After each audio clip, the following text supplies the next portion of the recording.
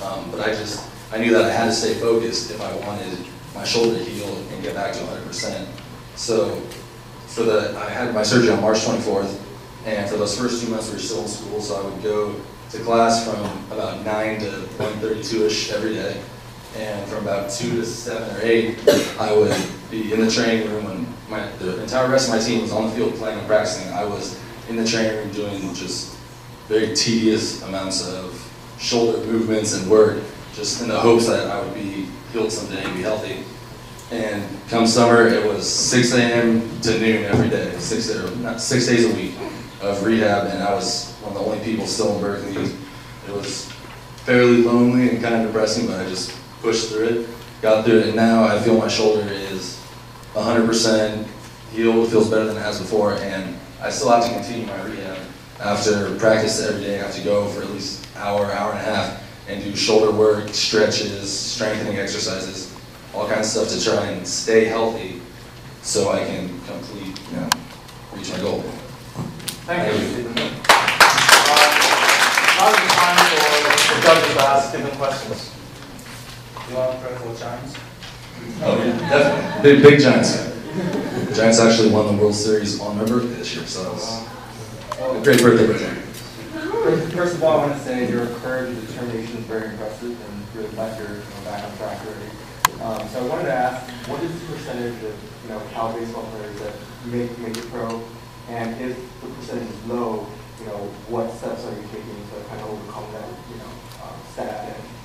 Okay, well, I would say on average we have about 5 to 6 guys a year drafted into professional baseball. And when you get drafted, most people think, it's millions of dollars and you're in the big leagues and it's all, fame and glamour. But there's about 5 different levels you have to go through to make it to the major leagues. And right now Cal has the highest number of current professional major league baseball players, but I think there's about 7. So, the percentages aren't very high, but it's still something I'm trying to work towards. What do you think is the biggest challenge before you make your dream happen? Biggest challenge? Probably the game itself. I mean, baseball is a game of failure. You look at some of the best hitters of all time, average 300, that's 3 out of 10, not very good, but for baseball, that's considered great. So I would just say it's the game, and my shoulder, staying healthy, and me continuing to do my rehab and shoulder strengthening exercises. That'd be what would get me to where I want to be. Okay, now is the time for comments. I'm sorry if the time is constrained. Well, I want to say, first of all, once again, your determination is very impressive, and I think you definitely are aware of how hard it is, and knowing this fast is still very determined. Thank you. Okay, so now I guess we can enter. Are there any further comments for Stephen before we move on? I want to comment on basically I can understand you are very good at baseball, right? So how do you relate this to the world? Basically, I don't think you had the chance to express that. Maybe the interviewer didn't ask the right question, but I think you need to consciously link that. You are good at baseball, but A is we kind of certainly you spend too much time on baseball instead of work. B is maybe you can link that baseball is a sports that you need to focus on. Also need to do something really well. So you might be a stimulus experience. I think even the question is not in that direction. I think you should do your best trying to make that great. Okay, thank you. Okay, so now is Stephen's time to select 2 judges. Oh, the audience will have selected. Then go ahead and ask a question.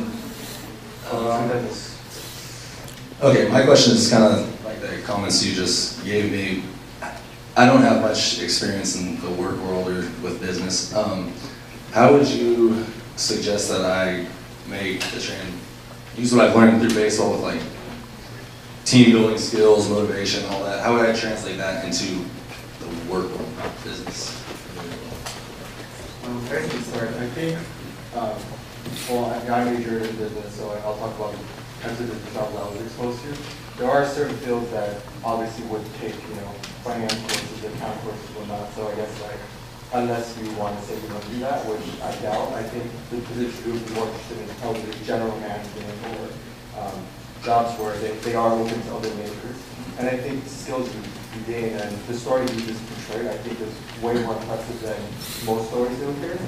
So I think you wouldn't need to worry about, finance or determination or, your passion for something. I think it's more realizing what you actually want to do, and maybe it's more your selection of what type of jobs you want to do.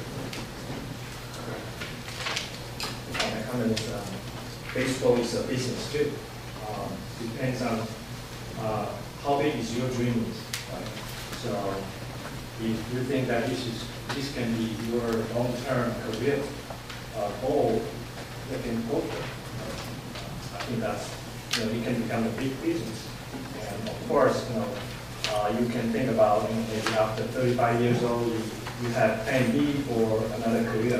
We have seen a lot of pro players doing pretty good after they finish their professional games, and they are very successful in the business community by leveraging their brain and actually they build in the field. Okay. Thanks.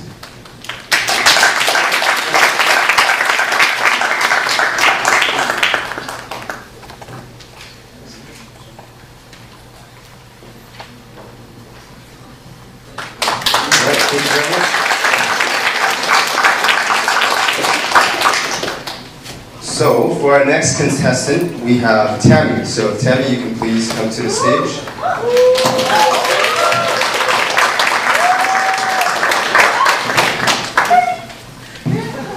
Good evening, ladies and gentlemen. My name is Tammy Chen. I'm currently a freshman majoring in business administration. And in the future, I want to be a stock market trader. And today, I just want to show my gratitude to be granted the chance to stand here. And I want to say thank you to all the judges and to my friends who came here to support me, as well as the backstage staff. Thank you. Thank you very much, Tammy. So now let's take a look at her video.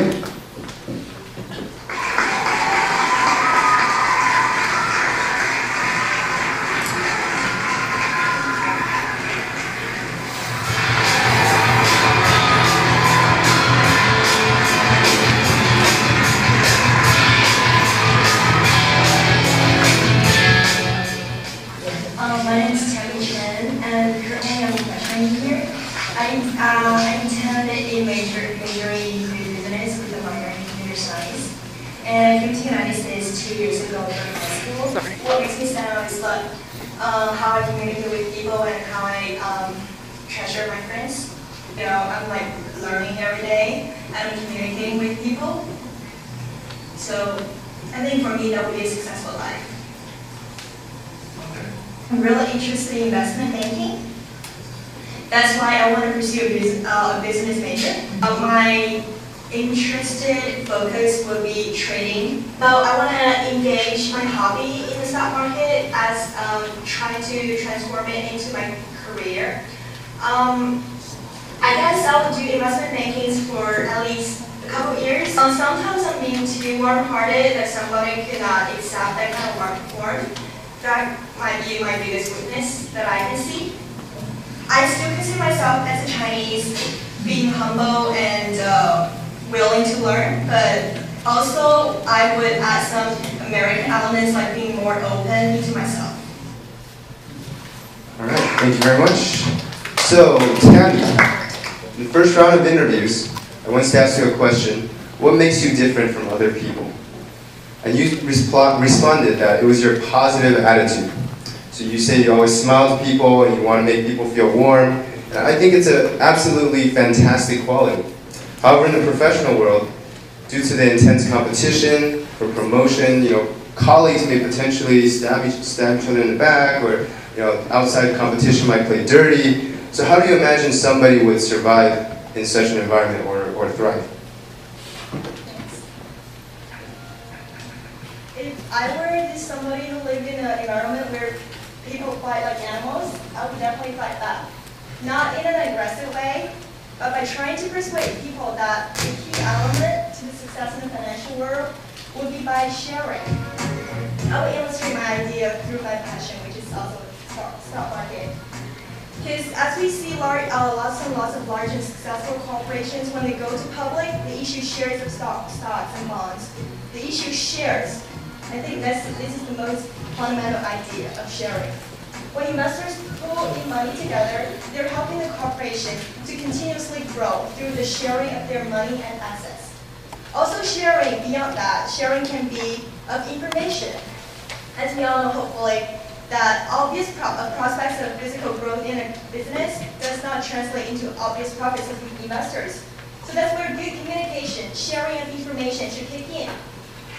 So I think ideas like a network, only through sharing, whether it's tangible or intangible, whether it's assets, money, values, beliefs, that we can achieve an optimal win-win solution. We do not have to stab people on the back, but we can also share. However, I want to point out that this sharing, the key element to success in the financial world, should be based upon integrity as well as laws and regulations. Thank you. Thank you very much, Tammy. So now we have the Q&A from the judges. So I can start. I'm in the technical world, and we do share ideas. But somebody actually steals your idea, it's already come done. Or we completely get the name off the desk and we promote it to the other information. So when you met with such a situation, how do you deal with it? That's why I mentioned sharing should be based upon integrity as well as regulations. If my idea was stolen by somebody else, I would definitely use the protection from law and regulations to protect myself. Also, I would not do such a thing upon others. But this is just engineering. It's really not that kind of like on the legal base. It's really just based on some common sense or daily life. So how to protect yourself and how to kind of get things going without getting hurt on the Okay. If this is not legal based, I would definitely. If this is my original idea, I would definitely use the power of media as well as other resources to let people know that this is my original idea. Also, if my idea is stolen, I could, the idea was invented by me. I could have more sparks out of it.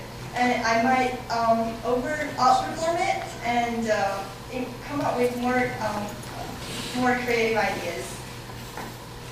Okay. I appreciate that you like to share information with your team players. But our company is the top Wall Street company. Our policy is that we will get rid of bottom 20% every year. So are you going to share information with your team players? Or how do you work with the other team members? Okay. So you get rid of the bottom 20% of the team or the whole company?